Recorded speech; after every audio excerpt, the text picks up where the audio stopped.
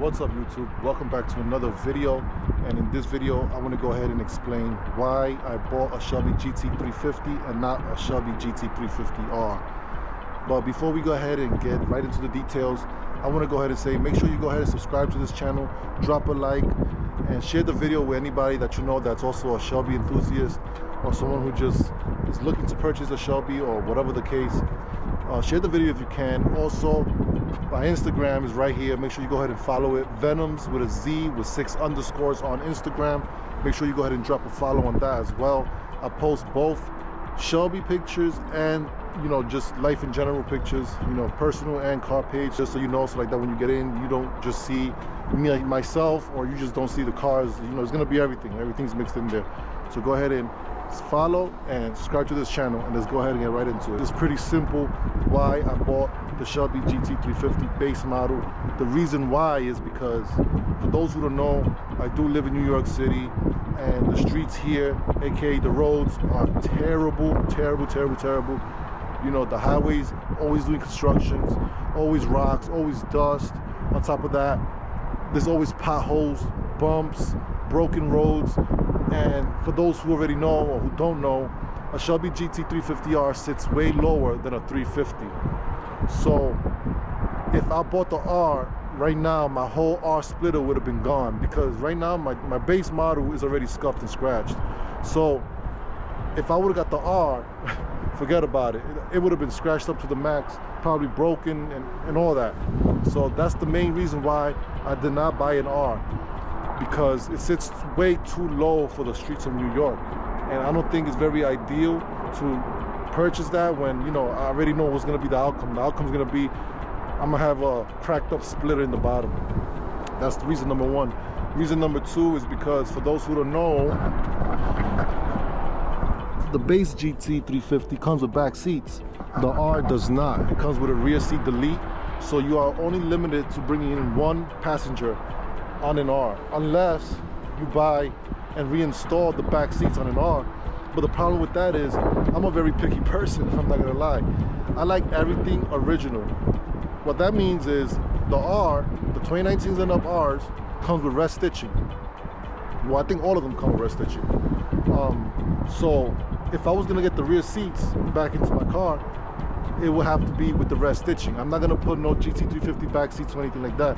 And I already know that the Rs and base GT350s are out of production, and they're not selling rear seats anymore. So that would be really hard for me to get. Pretty much, I probably don't think I would even been able to, put back the rear seats on an R, OEM R seats anyway, with the rest stitching. So, I mean, I thought about all that. I said, you know what? I know it's just gonna stay like that with no seats in the back. And sometimes I do like to bring more than one person in the car. So it would be a kind of a bummer if I had a guy in the R and I can't bring nobody else but one person. So, that's another reason why I didn't go for an R. Don't get me wrong, the R is beautiful. I do think the R is way better than the 350. I'm not saying it's a whole lot better. It's better, but not like, oh my God, like this is something you gotta get over the base 350. No, it just looks meaner. The suspension is better. I give it that. I mean, if I wanted to, I could always change my base 350 into an R, but I'm not gonna do that, because I mentioned it in a lot of my videos. I like to be original. I don't like to be something I'm not. Also, excuse the noise, the wind noise. We're heading into winter right now. We're already in fall, so right here in New York, it's already getting windy. Today was actually a pretty nice day, so that's why I decided to make this video. But yeah, also, for those who don't know, who just came to my video, I did scuff up the wheel, well, the other wheel over there. I did scuff it up. So imagine if I would have got the R. For those that know, the R comes with carbon fiber wheels. I would have lost my mind, because just one wheel alone is $5,000 on the R model.